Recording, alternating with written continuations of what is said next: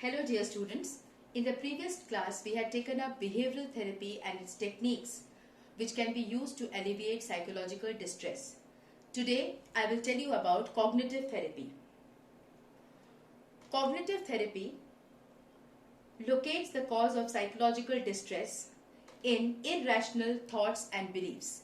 It is a short-term focused psychotherapy based on the concept regarding the way we think, how things affect us and how we feel emotionally. It is based on cognitive model which states that thoughts, feelings and behavior are all connected. And the irrational thoughts are the basic cause of psychological distress. So the individuals can move towards overcoming their difficulties and identifying their unhealthy, unhelpful, illogical, inaccurate thinking, problematic behavior and distressful emotional responses. So cognitive therapy can be applied to a broad range of problems like anxiety, depression, panic fears, eating disorders, substance abuse and personality problem. As we have said that cognitive therapy is very effective for treating anxiety and depression. Well, when used for depression, it is a mental toolkit that can be used to challenge negative thoughts. Over a long period of time, cognitive therapy for depression can change the way a depressed person sees the world. Let me take up the first cognitive therapy given by Albert Ellis, who formulated the rational emotive therapy.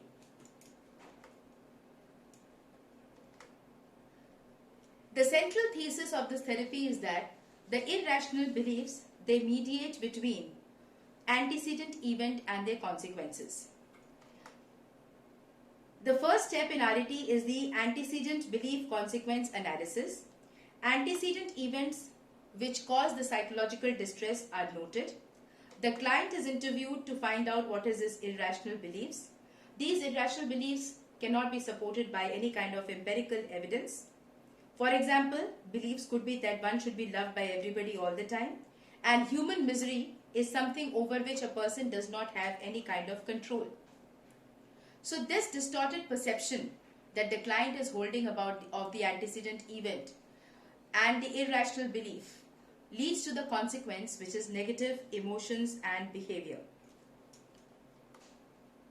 What is the role of the therapist here? The irrational beliefs such as I should be loved by everybody in this world or I should be perfect and competent in all work that I do, these are assessed with the help of questionnaires and interviews. During the process of RET, the irrational beliefs are refuted or proved incorrect by the therapist by using the process of non-directive questioning. The questioning is very, very gentle, not very probing or being direct, and the questions are posed in such a manner that the client is, ultimately he is made to think deeper into his or her assumptions about life and problems. Gradually, the client is able to change his irrational belief and replace this particular irrational belief system with a much more rational system, thus reducing his psychological distress and also changing the philosophy of his life.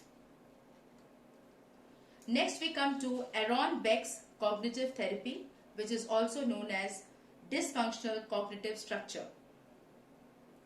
He says that the theory of psychological distress is characterized by anxiety and depression, and it is during the childhood experiences which are being provided by the family and society that the child develops core schemas or systems. Schema, is a framework in which beliefs and action patterns of the individual are present. Now, for example, in a person's life, if he has been neglected by his parents, he may develop the feeling that I am not wanted. He may have been ridiculed by XYZ person in his life, due to which he feels that he is very, very stupid.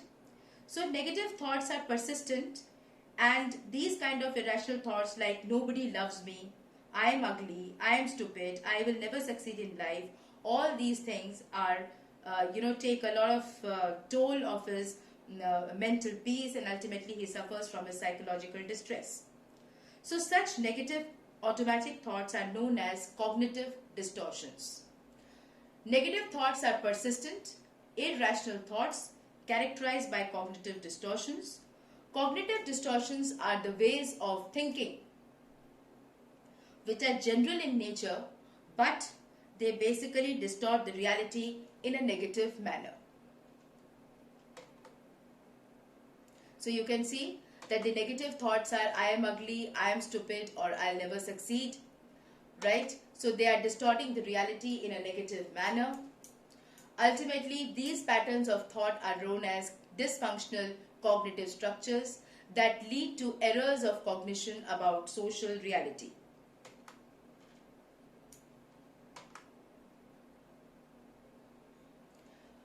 So you can see that in all these problems like schizophrenia, ADHD, obsessive compulsive disorder,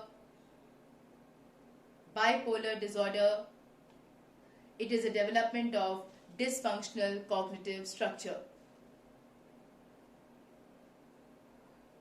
Beck says that automatic thoughts may have a grain of truth, but she adds that the depressed person distorts the reality of the situation, which fuels the depression. Now, what is the role of the therapist here? Again, the therapist uses gentle questioning, non-threatening disputation of the client's beliefs and thoughts, and the client is again made to think in a direction opposite to that of the negative automatic thoughts and alter his cognitive structure. So with this therapy, the person learns to recognize and correct his negative automatic thoughts, and he will be able to discover and correct deeply held false beliefs that contributed to depression. So Beck says it is not the power of positive thinking, it is basically the power of realistic thinking.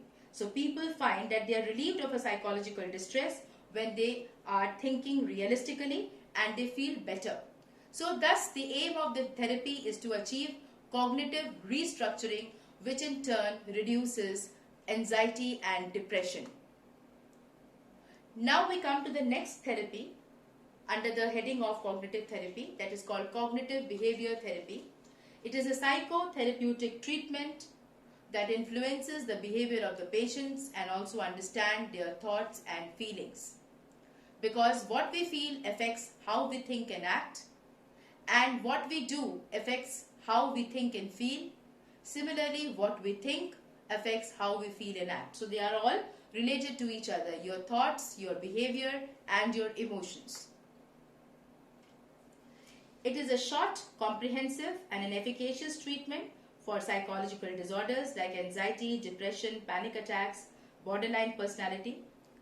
It adopts a biopsychosocial approach which combines cognitive therapy with behavioral techniques. The rationale behind this particular therapy is that the psychological distress of a person has its roots in biological, psychological, and social domains. So if you want to address the biological aspects of his problem, one can adopt relaxation procedures. If you want to tackle the psychological ones, then in that case, you have to use behavior therapy and cognitive therapy techniques. And if you want to reduce his social problems, then in that case, one has to make environmental manipulations or changes in the environment, due to which this cognitive behavioral therapy can be made effective, and to a variety of disorders, it can help in the alleviation of psychological distress. So cognitive behavioral therapy is an efficacious treatment for psychological conditions which include mood disorders like depression and bipolar disorder, anxiety disorders like panic, specific phobias, fear of heights, animals, obsessive compulsive disorders and PTSD, bulimia nervosa, and binge eating disorders. So with this, students, I come to the end of this particular concept of cognitive therapy. I hope you must have understood and the concepts very easily. So please go through this so that we can take up the next therapy in the next session. Thank you so much and have a good day.